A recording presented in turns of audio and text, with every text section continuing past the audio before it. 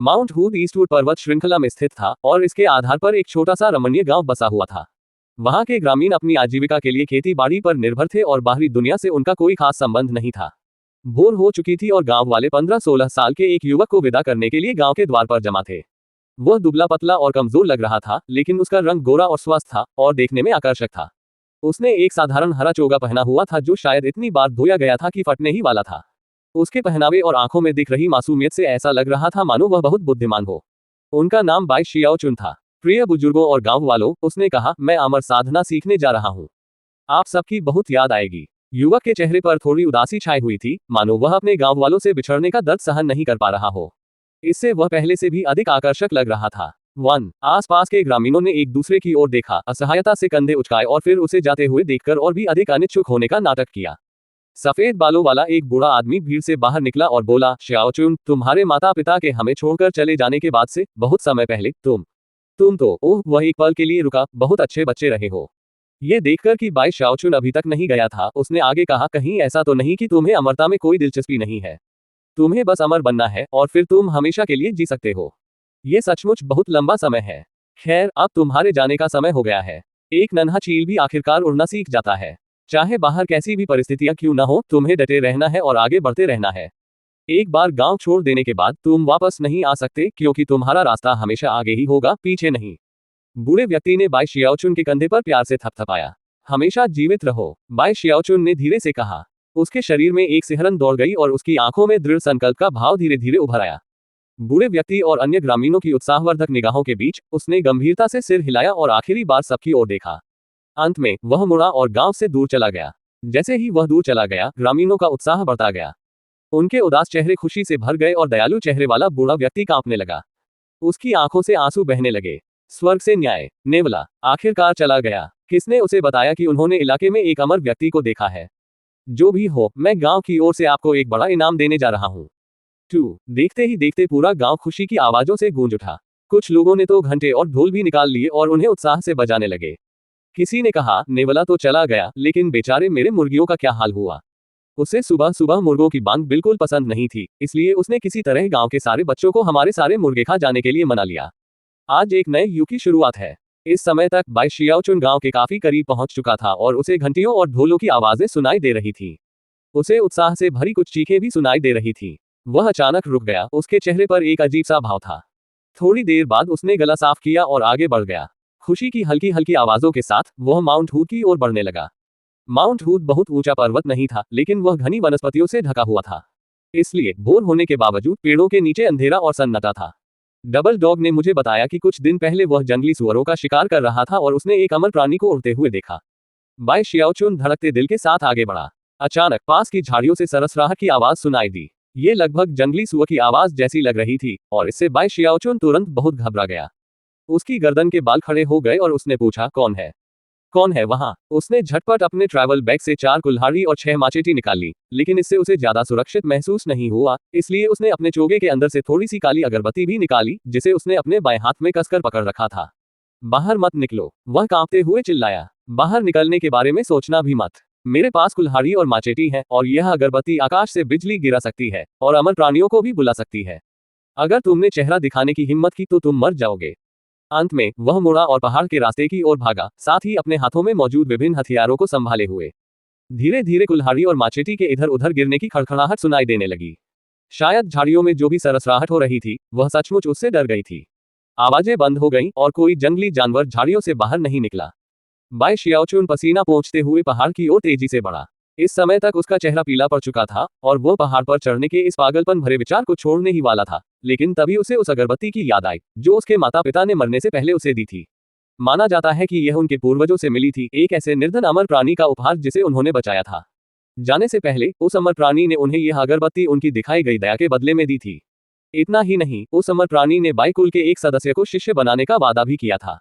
उसने उनसे कहा था कि केवल अगरबत्ती जलाने से ही वह उनके पास आ जाएगा। बाई शियाओ चुन ने पिछले कुछ वर्षों में 10 से अधिक बार अगरबत्ती जलाई थी, फिर भी कोई अमर प्रकट नहीं हुआ था। अंततः स्थिति यहां तक पहुंच गई थी कि बाई शियाओ चुन को अमर की कहानी पर संदेह होने लगा था। आखिरकार उसने पहाड़ पर चढ़ने का निश्चय किया।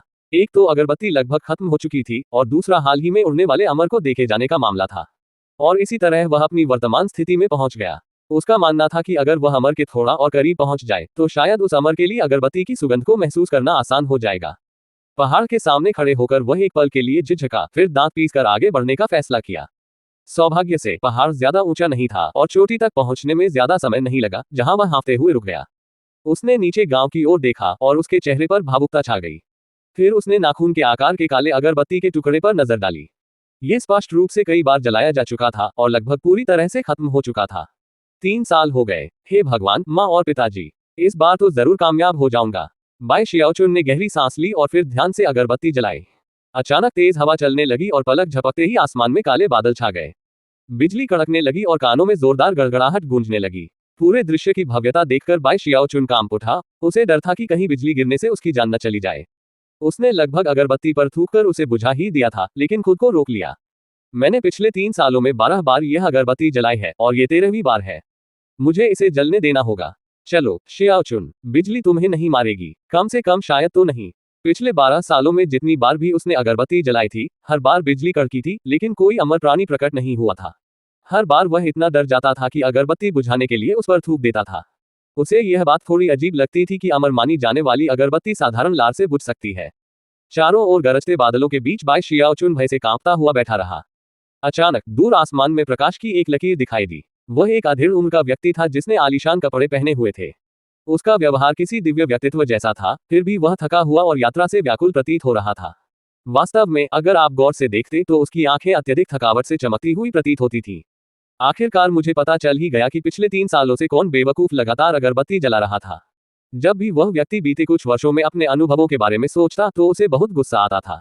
3 साल पहले जब वह ऊर्जा संघनन अवस्था में था, तब उसने एक अगरबत्ती दान में दी थी, जिसकी औषधीय आभा उसे महसूस हुई थी। इससे उसे तुरंत अपने नश्वर संसार के कर्ज की याद आ गई। जब पहली बार अगरबत्ती जलने की आभा सुनकर वह बाहर निकला तो उसने सोचा था कि बस बाहर जाकर तुरंत वापस आ जाना ही काफी होगा। उसने कभी कल्पना भी नहीं की थी कि अगरबत्ती मिलने से पहले ही उसकी आभा अचानक गायब हो जाएगी और उससे उसका संबंध टूट जाएगा। अगर ऐसा सिर्फ एक बार हुआ होता तो कोई बड़ी बात नहीं होती, लेकिन 3 साल के दौरान वह आभा 10 से अधिक बार प्रकट हो चुकी थी। बार बार उसकी खोज बाधित होती रही, जिसके चलते वह लगातार अपने संप्रदाय को छोड़कर वापस लौटता रहा। यही सिलसिला चलता रहा। यह उसके लिए पीड़ादायक था। जैसे ही वह माउंट हूद के करीब पहुंचा, उसकी नजर बाई शियाओचुन पर पड़ी।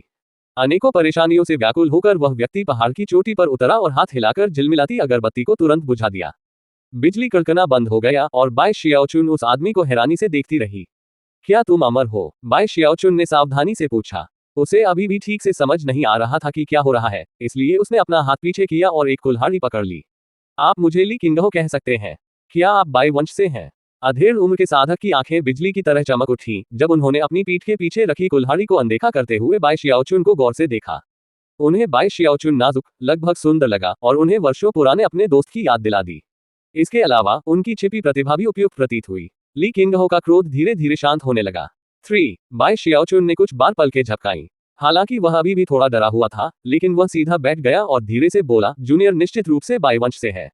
मैं बाई शियाओचुन हूँ। ठीक है, तो मुझे ये बताओ, ली किंगहो ने शांत स्वर में कहा। पिछले 3 सालों में तुमने इतनी बार वो अगरबत्ती क्यों जलाई? वह इस सवाल का जवाब जानने के लिए बहुत उत्सुक था। जैसे ही बाई शियाओचुन ने सवाल सुना, उसका दिमाग चकरा गया और वह एक अच्छा जवाब सोचने लगा। आखिरकार उसके चेहरे पर उदासी छा गई और उसने पहाड़ की तलहटी में बसे गांव की ओर देखना शुरू कर दिया। जूनियर एक भावुक और नेक इंसान है, उन्होंने कहा। मैं अपने गांव वालों से बिछड़ने का दर्द बर्दाश्त नहीं कर पा रहा था। हर बार जब मैं अगरबत्ती जलाता तो दुख से भर उठता। उन्हें पीछे छोड़ने का ख्याल ही मेरे लिए असहनीय था। ली किंगहो सदमे से देखता रह गया। उसने कभी ऐसी संभावना के बारे में सोचा भी नहीं था और इसी वजह से उसके दिल का गुस्सा और भी कम हो गया। इस युवक के शब्दों से ही वह समझ गया था कि वह वाकई एक अच्छा लड़का है। लेकिन इसके तुरंत बाद उसने अपनी दिव्य चेतना गांव की ओर भेजी और उसे ढोल नगाड़ों और घंटों की आवाजें तथा खुशी की आवाजें सुनाई दी।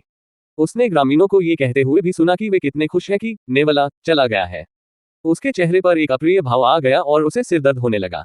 उसने प्यारे और मासूम बाई शियाओचुन की ओर देखा, जो देखने में ऐसा लग रहा था मानो किसी को नुकसान न पहुंचाएगा, और अचानक उसे एहसास हुआ कि यह लड़का तो असल में एक शातिर बदमाश है। सच बताओ, ली किंगहो ने गरजती हुई आवाज में कहा। बाई शियाओचुन इतना डर गया कि वह कांपने लगा। अरे, मुझे दोष मत दो, बाई शियाओचुन ने बहुत दुखी स्वर में कहा। ये कैसी घटिया अगरबत्ती है। जब भी मैं इसे जलाता हूँ, चारों तरफ बिजली कड़कने लगती है। कई बार तो मैं बाल बाल बचा। सच कहूं तो 13 बार बिजली से बचना भी एक बड़ी उपलब्धि थी। ली किंगहो ने चुपचाप बाई शियाओचुन को देखा। अगर तुम इतने डरे हुए थे तो तुमने इसे 10 से ज्यादा बार क्यों जलाया? उसने पूछा। क्योंकि मुझे मरने से डर लगता है, बाई शियाओचुन ने गुस्से से जवाब दिया। अमर साधना का उद्देश्य तो हमेशा जीवित रहना ही है ना? मैं हमेशा जीवित रहना चाहती हूँ। ली किंगहो एक बार फिर अवाक रह गया। हालांकि उसने अमर जीवन की चाहत में उस बच्चे के आकर्षण को सराहनीय पाया और महसूस किया कि संप्रदाय में कुछ कठिन प्रशिक्षण के बाद उसके व्यक्तित्व में थोड़ा बदलाव आ सकता है। कुछ देर सोचने के बाद उसने अपनी आस्तीन लहराए और बाई शियाओचुन को प्रकाश की एक किरण में ऊपर उठा लिया जो दूर तक फैल गई। ठीक है, मेरे साथ आओ, उसने कहा। हम कहाँ जा रहे हैं? बाई शियाओचुन ने अचानक महसूस किया कि वे उड़ रहे हैं। आह, हम बहुत ऊपर आ गए हैं। जमीन बहुत दूर थी, जिससे उसका चेहरा पीला पड़ गया। उसने तुरंत अपनी कुल्हाड़ी नीचे गिरा दी और अमर के पैर को पकड़ लिया। ली किंगहो ने नीचे उसकी ओर देखा जो अपना पैर पकड़े हुए था। थोड़ा असमंजस में पड़कर उसने उत्तर दिया, स्पिरिट स्ट्रीम संप्रदाय। स्पिरिट स्ट्रीम संप्रदाय ईस्टवुड महाद्वीप में हेवनस्पेन नदी की निचली शाखा पर स्थित था और उत्तरी और दक्षिणी किनारों में विभाजित था। इसका इतिहास असंख्य वर्षों पुराना था और यह क्षेत्र में बहुत प्रसिद्ध था। हेवनस्पेन नदी के ऊपर बादलों से घिरे 8 विशाल पर्वत फैले हुए थे। इनमें से 4 पर्वत नदी के उत्तरी किनारे पर और 3 दक्षिणी किनारे पर स्थित थे। आश्चर्यजनक रूप से इन सब में सबसे भव्य पर्वत नदी के मध्य से ही ऊपर उठता हुआ प्रतीत होता था। उस पर्वत का पूरा ऊपरी भाग चमकदार सफेद बर्फ से ढका हुआ था और वह इतना ऊंचा था कि पर्वत की चोटी दिखाई भी नहीं दे रही थी। पर्वत का मध्य भाग खोखला था, जिससे सुनहरी नदी का पानी उसमें से होकर बहता था और इस वजह से पर्वत कुछ हद तक पुल जैसा दिखता था। इस समय स्पिरिट स्ट्रीम संप्रदाय के दक्षिणी किनारे के पास प्रकाश की एक किरण तेजी से आगे बढ़ रही थी। ये ली किंगहो और बाई शियाओचुन थे। जैसे ही वे तीसरे शिखर के नीचे बने सेवकों के क्वार्टर में पहुंचे, बाई शियाओचुन के डर से चिल्लाने की आवाज मुश्किल से सुनाई दी। उड़ने के कारण वह बुरी तरह डरा हुआ था। वे अनगिनत पहाड़ों को पार कर चुके थे और पूरे समय उसे ऐसा लग रहा था जैसे ली किंगहो के पैर पर उसकी पकड़ ढीली पड़ रही हो। अंततः सब कुछ धुंधला हो गया। जब सब कुछ फिर से स्पष्ट हुआ तो उसे एहसास हुआ कि वे एक इमारत के ठीक बाहर उतरे हैं।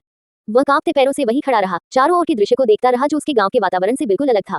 इमारत के सामने एक विशाल पत्थर खड़ा था, जिस पर 3 अक्षर आकर्षक सुलेख में लिखे हुए थे। सेवक मामलों का विभाग। पत्थर के पास एक चेचक के दाग वाली महिला बैठी थी। ली किंगहो को देखते ही वह खड़ी हो गई और अभिवादन में हाथ जोड़ लिए। इस बच्चे को भट्टों में भेज दो, ली किंगहो ने कहा। बिना कुछ और कहे और बाई शियाओचुन की बात पर ध्यान न देते हुए वह प्रकाश की एक किरण में परिवर्तित हो गया और दूर चला गया। जब चेचक के दाग वाली महिला ने उसे भट्टियों का जिक्र करते सुना तो वह हैरानी से घूरने लगी। उसने बाई शियाओचुन को ध्यान से देखा, फिर उसे एक थैला दिया जिसमें नौकर की वर्दी और अन्य सामान थे। चेहरे पर कोई भाव न दिखाते हुए वह उसे इमारत से दूर एक पास के रास्ते की ओर ले गई और साथ ही साथ संप्रदाय के कुछ बुनियादी नियमों और रीति रिवाजों के बारे में बताती रही। रास्ता हरे चूना पत्थर से बना था और कई इमारतों और आंगनों से होकर गुजरता था। पौधों और फूलों की सुगंधित हवा में फैली हुई थी और पूरा स्थान किसी स्वर्ग जैसा लग रहा था। चारों ओर देखते ही बाई शियाओचुन का दिल उत्साह से धड़कने लगा और उसकी पहले की घबराहट और चिंता धीरे धीरे कम होने लगी। ये जगह तो कमाल की है, उसने सोचा। ये गांव से कहीं बेहतर है। उसकी आंखें आशा से चमक उठी और वह उस महिला के पीछे पीछे चलने लगा। नजारा और भी खूबसूरत होता चला गया। रास्ते में उसे कुछ सुंदर महिलाएं भी दिखीं, जिन्हें देखकर उसका दिल खुशी से झूम उठा। जल्द ही बाई शियाओचुन और भी उत्साहित हो गया। ऐसा इसलिए हुआ क्योंकि उसे अपनी मंजिल नजर आ गई। रास्ते के अंत में एक 7 मंजिला इमारत थी जो क्रिस्टल की तरह चमक रही थी। उसके ऊपर आकाशीय सारस भी उड़ रहे थे। क्या हम पहुंच गए हैं, बड़ी बहन? बाई शियाओचुन ने उत्साह से पूछा। हाँ, उसने शांत भाव से जवाब दिया। उसका चेहरा हमेशा की तरह भावहीन था। उसने बगल में बने एक छोटे रास्ते की ओर इशारा किया। हम वहीं जा रहे हैं। बाई शियाओचुन ने उस दिशा में देखा जिधर वह इशारा कर रही थी। उसका दिल उम्मीद से भर उठा, लेकिन फिर उसका पूरा शरीर अकड़ गया और उसने अपनी आंखें मल लीं। उसने फिर से थोड़ा और ध्यान से देखा और उसे एक बजरी का रास्ता दिखाई दिया जिसके किनारे बेतरतीब ढंग से बनी हुई घास फूस की झोपड़ियां थीं जो किसी भी क्षण ढह सकती थी। उस इलाके से एक अजीब सी गंध आ रही थी। बाई शियाओचुन रोना चाहता था, लेकिन आंसू नहीं आ रहे थे। उम्मीद की एक छोटी सी किरण को थामे हुए उसने चेचक के दाग वाली महिला से एक और सवाल पूछा। बड़ी बहन, क्या आपने अभी अभी गलत दिशा में इशारा किया था? नहीं, उसने ठंडे लहजे में जवाब दिया और कंकड़ वाले रास्ते पर कदम रख दिया। जब बाई शियाओचुन ने उसका जवाब सुना तो उस जगह की सारी सुंदरता मानो गायब हो गई। उसके चेहरे पर कड़वाहट छा गई और वह उसके पीछे पीछे चलने लगा। कुछ ही देर में उसकी नजर जर्जर रास्ते के अंत पर पड़ी, जहां उसने कई बड़े बड़े काले कड़ाही इधर उधर भागते हुए देखे। एक पल बाद उसे एहसास हुआ कि कड़ाही वास्तव में कई बेहद मोटे युवकों की पीठ से बंधी हुई थी। ये युवक इतने मोटे थे कि ऐसा लग रहा था मानो उन्हें निचोड़ने पर उनमें से सिर्फ चर्बी ही बाहर निकल आएगी। उनमें से एक तो बाकियों से भी ज्यादा मोटा था, इतना मोटा कि वह मांस के पहाड़ जैसा लग रहा था। बाई शियाओचुन को तो इस बात की भी चिंता थी कि कहीं वह इतना मोटा होने के कारण फट न जाए। पूरा इलाका सैकड़ों विशालकाय खाना पकाने वाले बर्तनों से भरा हुआ था, जिनमें मोटे ताजे आदमी चावल उबाल रहे थे। किसी के आने का आभास होते देख युवकों ने ऊपर देखा और चेचक के दाग वाली स्त्री को देखा। उनमें से सबसे मोटा युवक, जो मांस के पहाड़ जैसा दिखता था, अपना चम्मच उठाकर तेजी से उसकी ओर बढ़ा। उसके चलने से जमीन कांप उठी और उसका मोटापा इस तरह उछला और डगमगाया कि बाई शियाओचुन अचंभित होकर देखता रह गया। बिना सोचे समझे वह कुल्हाड़ी ढूंढने लगा। आज सुबह मैकपाई पक्षी बहुत ही सुंदर गीत गा रहे थे और अब मुझे पता चल गया है कि क्यों। मांस के पहाड़ जैसे उस विशालकाय व्यक्ति ने दौड़ते हुए कहा। उसकी आंखों में वासना भरी चमक थी। ये सब तुम्हारी वजह से था, बड़ी बहन। क्या तुमने अपना इरादा बदल लिया है? तुम्हें आखिरकार मेरी प्रतिभा का एहसास हो गया है और तुम इस शुभ दिन का फायदा उठाकर औपचारिक रूप से मेरी ताओवादी साथी बनना चाहती हो। चेचक के दागों से भरी उस महिला ने मांस के उस पहाड़ को घृणा और क्रोध दोनों भावों से देखा। मैं बस इस बच्चे को ओवंस के पास छोड़ने आई थी, उसने कहा। काम हो गया, अब मैं चलती हूँ। फिर वह जल्दी से चली गई। बाई शियाओचुन चौंक गया। यहाँ आते समय उसने उस औरत को ध्यान से देखा था और वह सचमुच एक अजीबोगरीब औरत लग रही थी। वह सोचे बिना नहीं रह सका कि इस मोटे आदमी का क्या ही टेस्ट होगा। जाहिर है उसकी जैसी शक्ल वाली औरत भी उसे इतना आकर्षित कर रही थी। इससे पहले कि बाई शियाओचुन इस बारे में और सोच पाता, मांस का वह पहाड़ अचानक उसके सामने हौंकता हुआ खड़ा हो गया। वह युवक इतना विशालकाय था कि बाई शियाओचुन खुद को पूरी तरह उसकी छाया में ढका हुआ पाया। बाई शियाओचुन ने उस विशालकाय युवक और उसके कांपते हुए मांस के ढेरों को देखा और मुश्किल से अपनी सांस रोकी। दरअसल उसने पहली बार किसी को इतना मोटा देखा था। मांस के उस पहाड़ ने चेचक के दाग वाले चेहरे वाली महिला की ओर गुस्से भरी नजर से देखा, जो बजरी वाले रास्ते से वापस ऊपर जा रही थी। फिर उसने बाई शियाओचुन की ओर देखा। वाह वाह, हमारे पास एक नया सदस्य है। हमने जू बाओकाई के शामिल होने के लिए एक जगह खाली रखी थी, इसलिए इसे मामला और जटिल हो गया है। उस युवक के विशाल कद को देखकर बाई शियाओचुन घबरा गया और अनजाने में ही कुछ कदम पीछे हट गया। बड़े भाई, मैं आपका विनम्र सेवक बाई शियाओचुन हूँ। बाई शियाओचुन, गोरी त्वचा, दुबली पतली और नाजुक। तुम बहुत मासूम दिखती हो। बहुत बढ़िया, बहुत बढ़िया। तुम्हारा नाम तो मुझे बहुत पसंद है। उस हठे कट्टे आदमी ने उसे ऊपर से नीचे तक देखा, फिर बाई शियाओचुन के कंधे पर थपथपाया, जिससे बाई शियाओचुन लगभग एक तरफ उड़ गया। आह, आपका नाम क्या है, बड़े भाई? बाई शियाओचुन ने गहरी सांस ली और युवक के नाम का मजाक उड़ाने की तैयारी करते हुए सोच विचार करते हुए ऊपर देखा। मांस के उस पहाड़ ने खिलखिलाकर हंसते हुए अपनी छाती पर हाथ मारा, जिससे चर्बी आगे पीछे हिलने लगी। मैं बड़ा मोटा झांग हूँ। वह दूसरा मोटा हुआंग है और वह तीसरा मोटा ही है। जैसे ही बाई शियाओचुन ने इन बेहद रोमांचक नामों को सुना, उसने उनका मजाक उड़ाने की अपनी सारी योजनाएं त्याग दी। और तुम, मोटे झांग ने आगे कहा, अब से तुम 9वें मोटे बाई कहलाओगे। अरे एक मिनट रुको छोटे भाई, तुम तो बहुत दुबले हो गए हो। अगर ऐसे ही घूमते रहे तो ओवेंस के सामने तुम्हारी बेइज्जती हो जाएगी। खैर, अभी इसकी कोई परवाह नहीं। चिंता मत करो, कुछ सालों बाद तुम भी मोटे हो जाओगे, तब हम तुम्हें 9वें मोटे बाई कहेंगे। जब बाई शियाओचुन ने 9वां मोटा बाई उपनाम सुना तो उसने मुंह बनाया। खैर, चूंकि तुम पहले से ही हमारे 9वें कनिष्ठ भाई हो, इसलिए अब तुम बाहरी नहीं हो। यहाँ ओवेंस में हमारी एक पुरानी परंपरा है कि हम कड़ाही पीठ पर धोते हैं। देखो मेरी पीठ पर यह कड़ाही। उसने कड़ाही पर थपथपाया और शेखी बघारते हुए बोला, ये कड़ाही का राजा है, उच्चतम गुणवत्ता वाले लोहे से बना है और इस पर पृथ्वी ज्वाला मंत्र की आकृति उकेरी गई है। जब तुम इस कड़ाही में आध्यात्मिक चावल पकाओगे तो उसका स्वाद किसी भी दूसरी कड़ाही में पके चावल से कहीं बेहतर होगा। वैसे तुम्हें भी अपनी पीठ पर धोने के लिए एक कड़ाही चुननी होगी, तब तुम वाकई प्रभावशाली दिखोगे। बड़े मोटे झांग की कड़ाही पर एक नजर डालते हुए और यह महसूस करते हुए कि ओवन में बाकी सभी लोग भी इसी तरह सजे धजे थे, बाई शियाओचुन को अचानक खुद की भी इसी तरह घूमते हुए की छवि दिखाई दी। बड़े भाई, उसने अचानक कहा, क्या कड़ाही धोने वाले काम से बचने का कोई विकल्प है? क्या तुम मजाक कर रहे हो? कड़ाही धोना ओवंस में एक महत्वपूर्ण परंपरा है। बाद में जब तुम संप्रदाय में बाहर जाओगे तो लोग तुम्हारी पीठ पर कड़ाही देखकर तुरंत पहचान लेंगे कि तुम ओवंस से हो। एक बार जब उन्हें पता चल जाएगा तो वे तुम्हें परेशान करने की हिम्मत नहीं करेंगे। ओवंस का यहाँ बहुत प्रभाव है, तुम्हें पता है। मोटे झांग ने बाई शियाओचुन को आंख मारी। आगे कोई चर्चा न करते हुए वह बाई शियाओचुन को घास फूस की छत वाली एक झोपड़ी में ले गया, जिसके अंदर हजारों कड़ाही के ढेर लगे थे, जिनमें से अधिकांश धूल की परतों से ढकी हुई थी। स्पष्ट रूप से काफी समय से यहाँ कोई नहीं आया था। 9वें छोटे भाई, एक चुन लो, फिर इधर आकर चावल पकाने में मदद करो। अगर चावल जल गए तो बाहरी संप्रदाय के शिष्य फिर से हंगामा करेंगे। इतना कहकर मोटा झांग मुड़ा और वापस दौड़कर उन दूसरे मोटे आदमियों के साथ शामिल हो गया जो 100 से अधिक कड़ाही में खाना पकाने में व्यस्त थे। हताशा में आह भरते हुए बाई शियाओचुन ने कड़ाही पर नजर डाली और ये तय करने में परेशान था कि किसे चुने, तभी अचानक उसकी नजर कोने में पड़ी एक खास कड़ाही पर पड़ी, जो एक बड़े ढेर के नीचे दबी हुई थी। यह एक अनोखी कड़ाही थी जो गोलाकार होने के बजाय अंडाकार आकार की थी। ये देखने में लगभग अंडाकार जैसी नहीं लगती थी, बल्कि कछुए के खोल जैसी दिखती थी। इसकी सतह पर कुछ हल्के निशान भी दिखाई दे रहे थे। बाई शियाओचुन की आंखें चमक उठी और वह जल्दी से चलकर कड़ाही के पास गया और उसे ध्यान से देखने के लिए नीचे बैठ गया। उसे बाहर खींचकर और अच्छी तरह से जांचने के बाद उसकी आंखों में संतुष्टि की चमक आ गई। उन्हें बचपन से ही कछुओं से विशेष लगाव था, क्योंकि वे दीर्घायु का प्रतीक थे। अमरता की साधना करने के उद्देश्य से उन्होंने यह विद्या सीखी थी, इसलिए कछुए के खोल से बनी कड़ाही को देखते ही उन्हें लगा कि यह एक शुभ संकेत है। जब वह कड़ाही लेकर बाहर आया तो मोटे झांग की नजर उस पर पड़ी और वह हाथ में करछुल लिए तेजी से उसके पास पहुंचा। 9वें छोटे भाई, तुमने वही क्यों चुना? उसने अपने फूले हुए पेट को सहलाते हुए ईमानदारी से पूछा। वह कड़ाही तो सालों से वही पड़ी है और किसी ने कभी उसका इस्तेमाल नहीं किया, मुख्यतः इसलिए क्योंकि वह कछुए के खोल जैसी दिखती है और लोग उसे अपनी पीठ पर नहीं रखना चाहते। क्या तुम सच में ऐसा कह रहे हो? 9वें छोटे भाई, मुझे पूरा यकीन है, बाई शियाओचुन ने दृढ़ता से कहा और कड़ाही को प्यार से देखा। ये कड़ाही मेरे लिए ही बनी है। बड़े मोटे झांग ने उसे समझाने की बहुत कोशिश की, लेकिन अंततः उसे एहसास हुआ कि बाई शियाओचुन ने अपना मन बना लिया है। अंत में उसने उसे एक अजीब नजर से देखा और कोशिश करना बंद कर दिया। उसे ओवन परिवार की घास फूस की छत वाली झोपड़ियों में से एक में रहने के लिए जगह देकर वह वापस काम पर चला गया। जल्द ही शाम हो गई। बाई शियाओचुन अपनी घास फूस की झोपड़ी में बैठा कछुए के आकार की कड़ाही का निरीक्षण कर रहा था। एक चीज जो उसे सबसे ज्यादा आकर्षित कर रही थी वह थी कड़ाही के पिछले हिस्से पर उकेरी गई आकृतियां, जो इतनी धुंधली थी कि जब तक आप ध्यान से न देखें तब तक दिखाई नहीं देती थी। उसे तुरंत समझ आ गया कि यह कोई साधारण कड़ाही नहीं है। उसने इसे सावधानी से चूल्हे पर रखा और छोटी सी झोपड़ी के चारों ओर नजर घुमाई। ये बहुत ही साधारण थी। चूल्हे के अलावा इसमें एक पलंग, एक मेज और दीवार पर टंगा एक साधारण तांबे का दर्पण था। जैसे ही बाई शियाओचुन ने चारों ओर देखने के लिए अपना सिर घुमाया, उसके पीछे रखी साधारण सी दिखने वाली कड़ाही से अचानक बैंगनी रंग की तेज रोशनी निकली। बाई शियाओचुन के लिए ये दिन कई महत्वपूर्ण घटनाओं से भरा हुआ था। वह अंततः अपने सपनों की दुनिया, अमर लोगों के लोक में पहुंच गया था। इस समय वह थोड़ा अचंभित था। कुछ समय बीतने के बाद उसने गहरी सांस ली और उसकी आंखें उम्मीद से चमकने लगी। मैं अमर रहूंगा। वह वहीं बैठा रहा और उसने वह थैला निकाला जो चेचक के दाग वाली महिला ने उसे दिया था।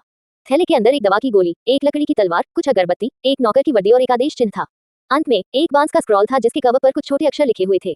वायलट क्यूई कड़ाही नियंत्रण कला, क्यूई संघनन मैनुअल। शाम का समय था और ओवन में बिग फैटी झांग और बाकी लोग चहल पहल में लगे हुए थे।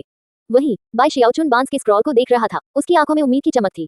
वह अमरता का रहस्य जानने के लिए यहाँ आया था और इस लक्ष्य को प्राप्त करने की कुंजी अभी उसके हाथों में थी। एक गहरी सांस लेकर उसने स्क्रॉल खोला। कुछ ही क्षणों में उसकी आंखें उत्साह से चमक उठी। बांस के उस स्क्रॉल में 3 चित्र थे और साथ में एक पाठ था जिसमें बताया गया था कि साधना को ची संघनन और आधारभूत स्थापना के 2 चरणों में विभाजित किया गया है। जहां तक वायलट ची कड़ाही नियंत्रण कला का संबंध है, इसे 10 स्तरों में विभाजित किया गया है, जिनमें से प्रत्येक ची संघनन के 10 स्तरों के अनुरूप है। साधना का एक निश्चित स्तर तक अभ्यास करने से भौतिक वस्तुओं पर नियंत्रण प्राप्त किया जा सकता था। तीसरे स्तर पर पहुंचने के बाद आप एक छोटे बर्तन के आधे हिस्से को नियंत्रित कर सकते थे। छठे स्तर पर यह एक बड़े बर्तन के आधे हिस्से तक सीमित हो जाता था।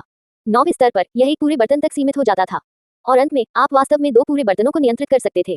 दुर्भाग्यवश इस पांडुलिपि में कला के केवल तीसरे स्तर तक का ही वर्णन था। इसके बाद के स्तरों के बारे में कोई जानकारी नहीं थी। पूरी कला का सार साधना में निहित था, जिसमें निर्धारित श्वास तकनीकों का उपयोग करके वायलट ची कड़ाही नियंत्रण कला को विकसित करना शामिल था। बाई शियाओचुन ने अपना मन शांत किया और अपनी सांसों को नियंत्रित करने का प्रयास किया।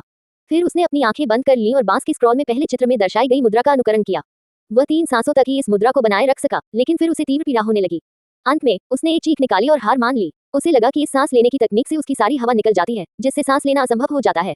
ये तो बहुत मुश्किल है, उसने सोचा। तस्वीर के नीचे दिए गए विवरण के अनुसार इस तरह की साधना करने पर आपको अपने शरीर में ऊर्जा का प्रवाह महसूस होना चाहिए, लेकिन अभी तो मुझे सिर्फ तीव्र दर्द ही महसूस हुआ। वह निराश होने लगा था। फिर भी अमर जीवन की खातिर उसने हिम्मत जुटाई और दोबारा कोशिश की।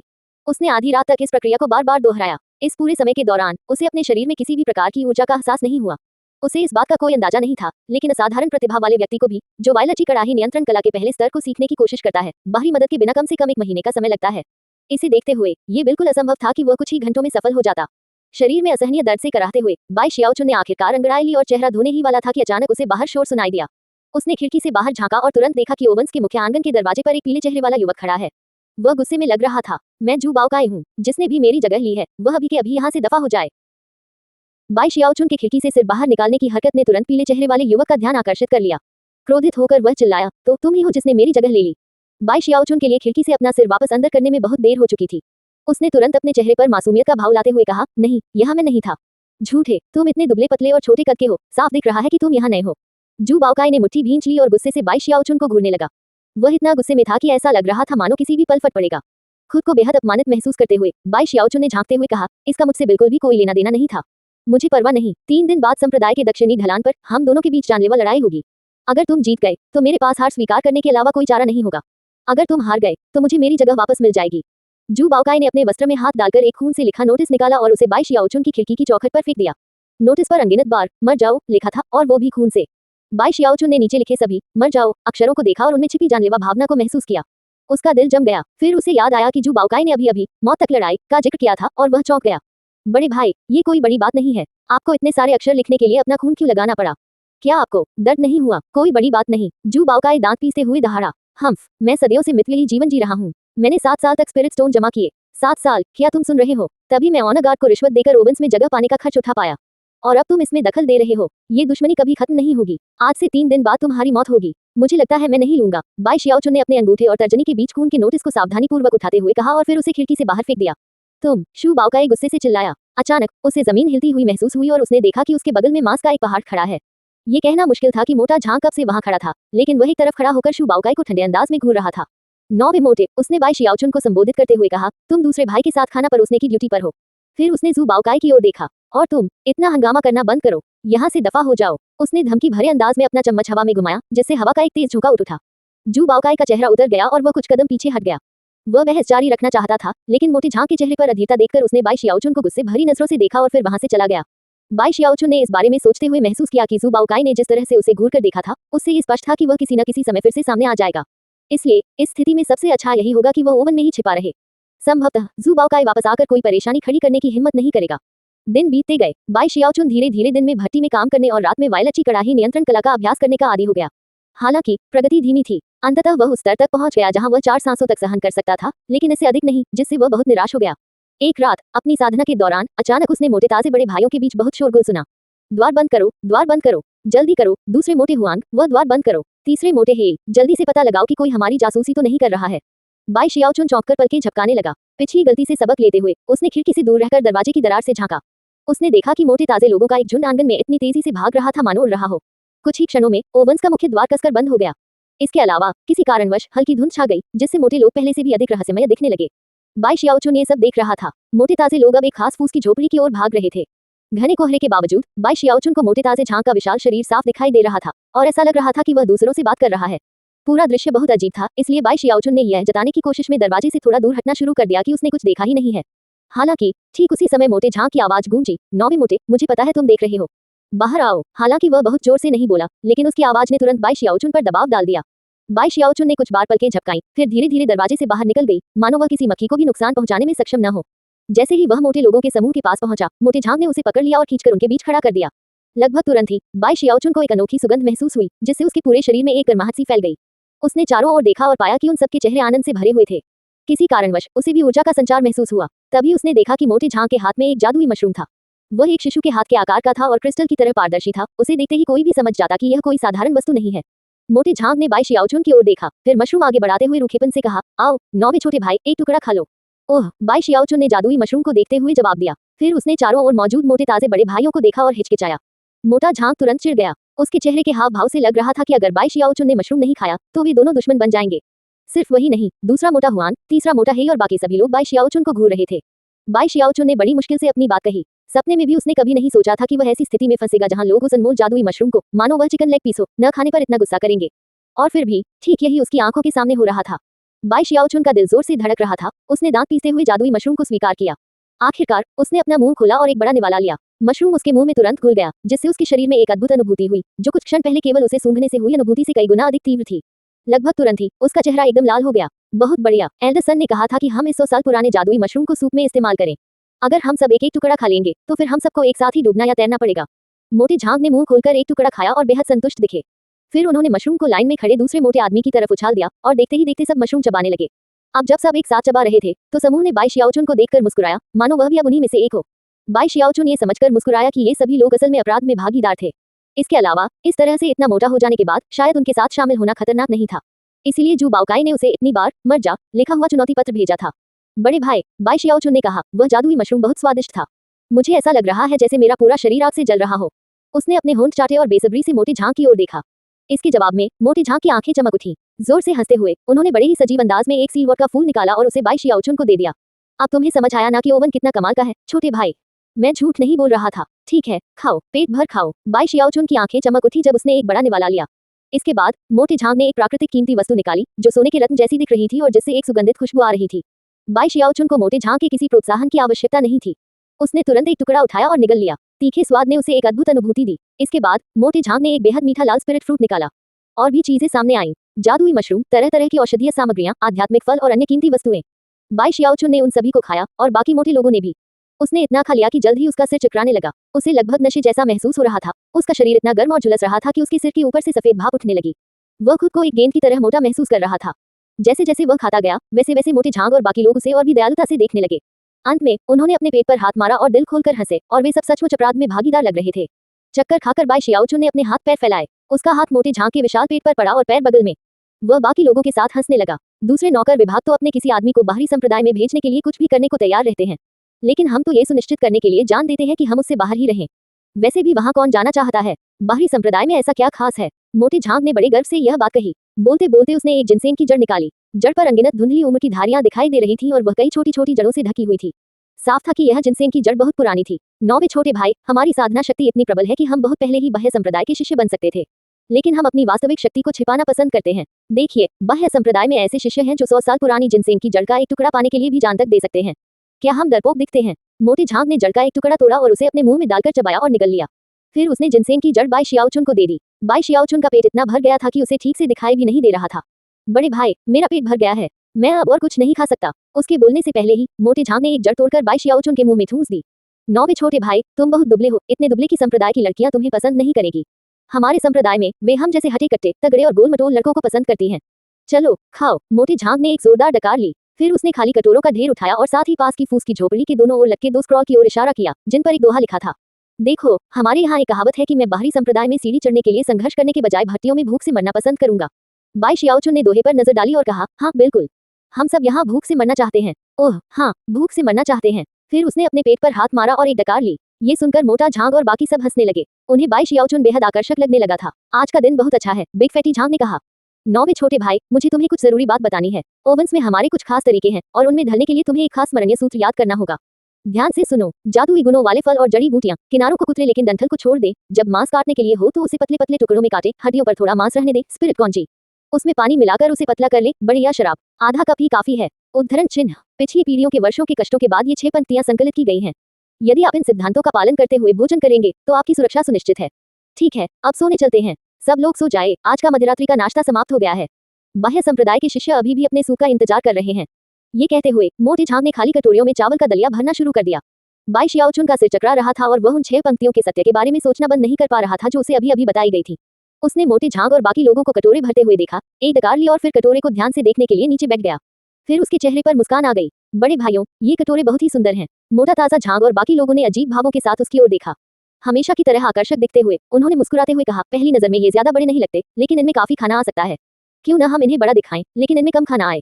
उदाहरण के लिए हम कटोरियों का निचला हिस्सा मोटा बना सकते हैं। मोटा ताजा झांग सदमे से घूर रहा था, मानो उस पर बिजली गिर पड़ी हो। उसकी चर्बी की परतें कांपने लगी और उसकी आंखें तेजी से चमकने लगी। बाकी मोटे लोग भी हौंफने लगे और उनकी चर्बी भी कांपने लगी। अचानक ही बिग फैटी झांग ने अपनी जान पर जोर से थप्पड़ मारा, जिससे एक जोरदार आवाज आई। फिर उसने अपना सिर पीछे की ओर झुकाया और जोर जोर से हंसने लगा।